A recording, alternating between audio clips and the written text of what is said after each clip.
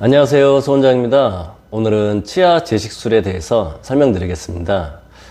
치아 제식술이란 사랑니를 발치해 가지고요, 다른 문제가 있는 치아 쪽으로 이식을 해주는 방법도 있고, 그리고 문제가 있는 치아를 발치를 해 가지고요, 외부에서 어떤 처리를 한 다음에 그 치아를 본래 위치에 다시 식립을 해 주는 것도 있어요. 오늘 제가 설명드릴 거는 문제가 있는 치아를 발치했다가 어떤 처리를 하고, 그리고 그 치아를 다시 제 위치에 위치시키는 치아 제식술에 대해서 설명드리겠습니다.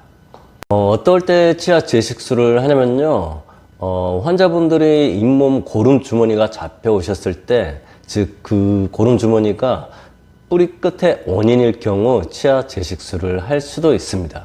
그리고 다른 이유로는 동일한데 고름 주머니는 아니지만은 뿌리 끝에 염증이 있어가지고 환자분이 씹을 때나 치아를 건들 때 불편이 있어가지고 통증이 있어가지고 치아 제식술을 하는 경우도 있어요.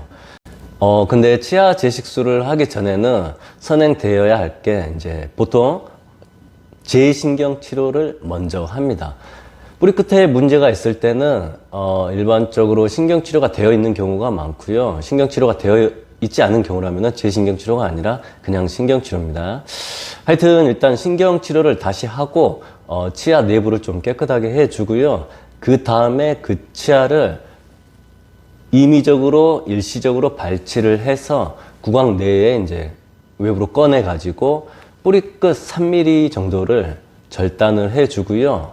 그 다음에 치과 재료로 그쪽을 밀봉을 잘 해주고 다시 제 위치에 식립을 해주는 거를 치아 제식술이라고 해요. 그럼 실제 치료한 환자분을 통해 가지고요, 치아 제식술, 그리고 치아 제식술 전에 제신경 치료의 과정에 대해서 설명드릴게요. 일단 이 사진을 봐보시면요, 여기 표시된 부분 보면은 파노라마 사진인데요, 일단 뿌리 끝 염증이 있는지 정확하게 잘 보이지는 않죠.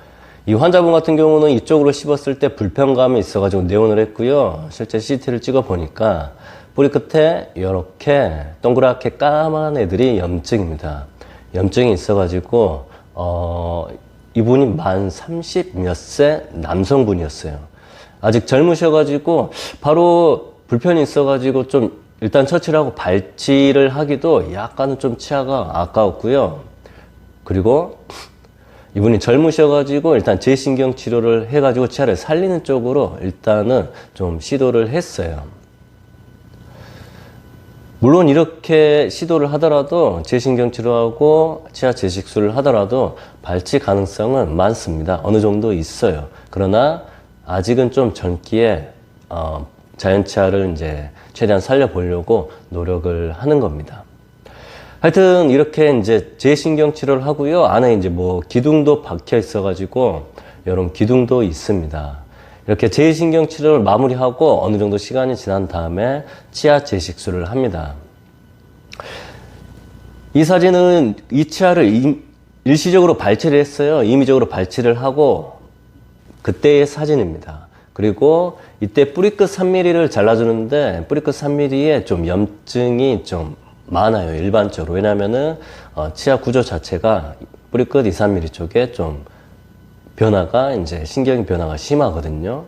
하여튼 그런 나쁜 구조물들을 다 잘라주고, 그리고 치과 재료로 이렇게 잘 메워줍니다. 밀봉도 잘 되고 생체 친화적인 재료입니다.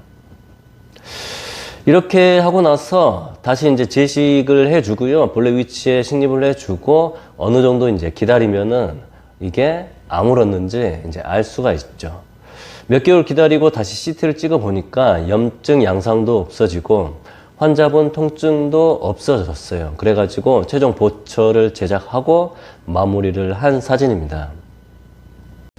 네, 그러면은 이 치료를 무조건 하면 좋은 거 아니냐, 이렇게 장점으로만 생각할 수도 있는데, 일단은 이 치료를 하기 위해서는 제신경 치료도 해야 되고 제신경 치료 이후에 치아 뿌리끝을 잘라내는 것까지 해야 돼요. 그러면은 일단 치과에 내원을 많이 해 주셔야 됩니다. 본인이 이제 사정이, 본인의 스케줄이 치과를 많이 올 수 있어야 되고, 그럼에도 불구하고 이 치료가 실패할 수도 있어요.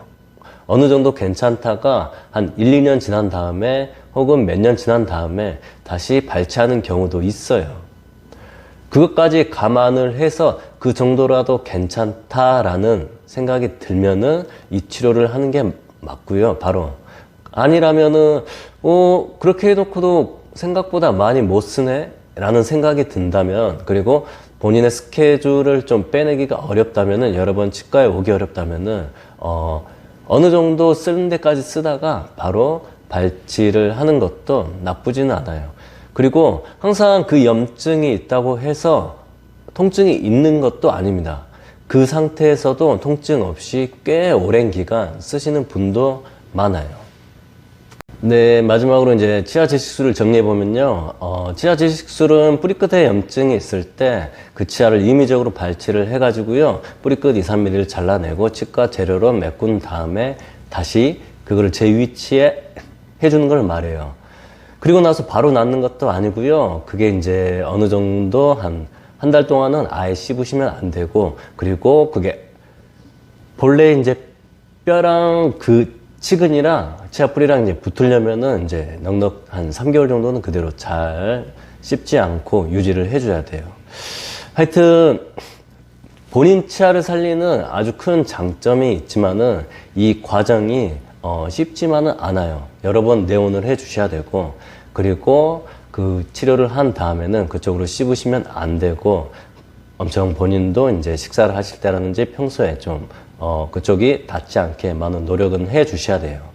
하여튼 이런 번거로움이 있더라도 본인이 이제 본인 치아를 살리는 거 아주 큰 메리트가 있으니까 할 수도 있고, 아니면은 이 과정 자체가 좀 쉽지만은 않구나, 그러면은 어느 정도 이제 쓰다가 발치를 하는 방법도 있어요.